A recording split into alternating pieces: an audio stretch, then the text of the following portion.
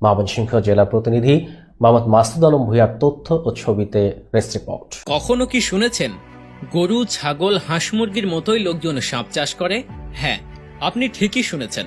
অবিশ্বাস্য আর ভয়ঙ্কর শোনালেও বিষয়টি সত্যি। চীনের ঝেজিয়ান প্রদেশে জিশিকিয়াও নামে এমন একটি গ্রাম রয়েছে যে গ্রামের অধিবাসীদের সবার পেশা সাপ চাষ করা, যার কারণে জিশিকিয়াও বিশ্বজুড়ে স্নেক ভিলেজ বা সাপের গ্রাম বলে পরিচিত। এই গ্রামে 170টি পরিবার বাস করে। গণনা অনুযায়ী আনুমানিক প্রায় 400 জন মানুষ বসবাস করেন। সেখানে ভাইপার এবং কোবরা সহ ছোট বড় 30 লক্ষেরও বেশি সাপের চাষ করা হয়। আজ থেকে কয়েক দশক আগে গ্রামটিতে ইয়াং হং চাং নামের এক ব্যক্তি প্রথম সাপ পালন শুরু করেন এবং বেশ লাভবানও হন। তার সফলতা দেখে গ্রামবাসীরা কৃষিকাজ বা অন্যান্য পেশা ছেড়ে সাপের চাষ করা শুরু করেন। চীনের কিছু অংশে সাপের মাংসের বেশ চাহিদা থাকায় সাপ চাষ ব্যবসায় উন্নতি হতে থাকে। শুধু চীনের মধ্যে নয়, চীনের বাইরেও সাপের চাহিদা আছে। জাপান ও দক্ষিণ কোরিয়ায় এগুলো রপ্তানি করা হয়। সাপ পাঠানো হয় জার্মানি ও মার্কিন যুক্তরাষ্ট্রেও। চীনে সাপের মাংস মুরগির মতো সয়া সস, পেঁয়াজ পাতা দিয়ে রান্না করা হয়।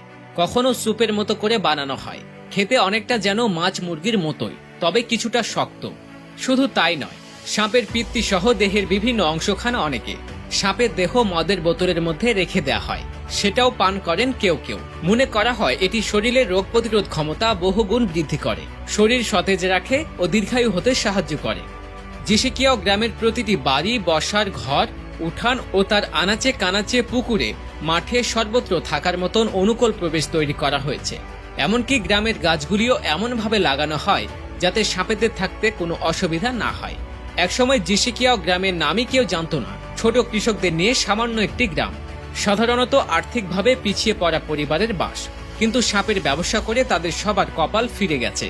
আগের তুলনায় গোটা গ্রামটাই যেন অনেক বেশি উন্নত হয়ে গেছে। অনেকেই সাপের কারবার থেকেই বছরে 10 লাখ টাকার কাছাকাছি আয় করেন।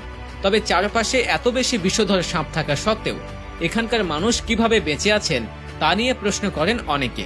বিষয়টি নিয়ে জিশিকিয়াও গ্রামের বাসিন্দারা জানান, তারা বহুবার সাপের ছোবল খেয়েছেন, কিন্তু এটাকে তারা সেরকম আমলে নিতে নারাজ।